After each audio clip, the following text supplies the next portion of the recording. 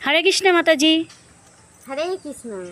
আচ্ছা, নারদ মুনিকে কে অভিশাপ দিয়েছিল আর কেনই বা অভিশাপ দিয়েছিল? আচ্ছা, নারদ মুনিকে আর কি অভিশাপ দিয়েছিল নারদ মুনিকে? প্রজাপতি দক্ষ অভিশাপ দিয়েছিলেন।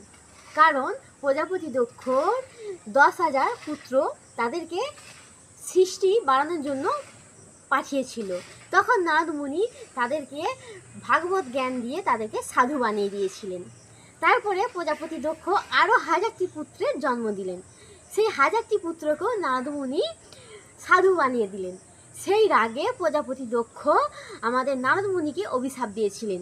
আর অভিশাপ দিয়েছিলেন এই যে তুমি সাধু নও, তুমি অসাধু, তাই তোমাকে আমি অভিশাপ দিচ্ছি, তুমি আজকের পর থেকে যেখানে 2 হরির উপরে থাকবে সেখানে তোমার মাথা পেতে মৃত্যু হবে। হরে কৃষ্ণ। হরে কৃষ্ণ।